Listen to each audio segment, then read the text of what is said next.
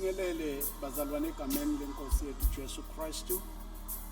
Siyambonga kakhulu uNkulunkulu womusa, uNkulunkulu osithandzako, uNkulunkulu osinakekelako.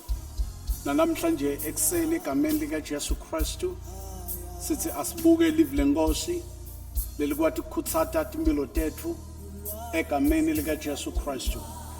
Bazalwane uNkulunkulu uthembekile, uNkulunkulu unemandla, uNkulunkulu uyaphila, uNkulunkulu uyacabanga ngetimpilo tethu.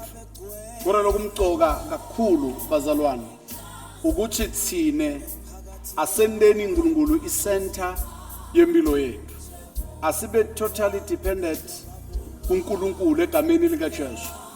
uNkulunkulu bazalwane bonke bandlu laba sesandleni sakhe labathinikele kuye, uyabavikela, uyabalwela, uyabangcobela.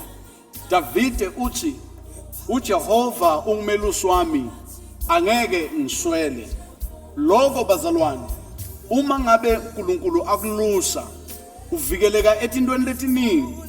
Namhlanje ekseni egameni lika Jesu, ngiyathanda kusho ukuthi ukhona umelusi lomuhle lokhu nguJehova ligama lakhe.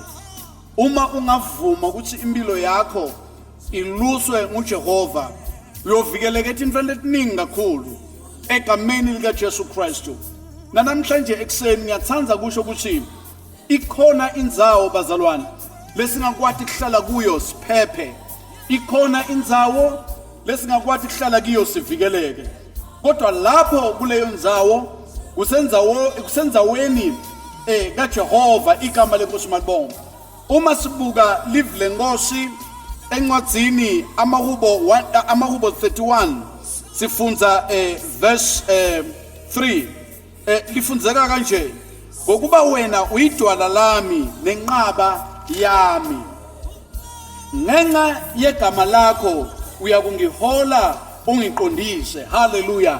Ngiyawathanda lamagama ukuthi ngenxa yegama lakho uyakungihola ungiqondise. Igama lenkosi malibonga. Uma udlula uya ku verse 4 lithi ke lapho ke uyakungikhipha enethini abangicuphe ngalo, ngokuba wena uyinqaba yami. Ngibeka umoya wami ezandleni zakho, uyangihlenga Jehova uNkulunkulu othembekileyo. Igama lenkosi malibonga. Malibonga ivangeli. Noma ngabe Sathane asiquphe kangakanani, asithiye kangakanani, uma ngabe Jehova ayinkosi nemsindzisi wetimpilo tethu, uNkulunkulu utoseqisa kulelo gibe lasithiya ngalo Sathane. Malibonga elivangeli. Akukhathalekile ukuthi Sathane uthiye ngani, wende ini empilweni yakho. Kodwa lokumcoka ukuthi uNkulunkulu abe ngumelusi wempilo yakho. Then uNkulunkulu bazalwane ngenxa yegama lakhe, ngoba bonke abantu ababeka impilo zabo egazini lika Jesu Kristu uyabalwela, uyabanqobela, uyabavikela kuyo yonke into.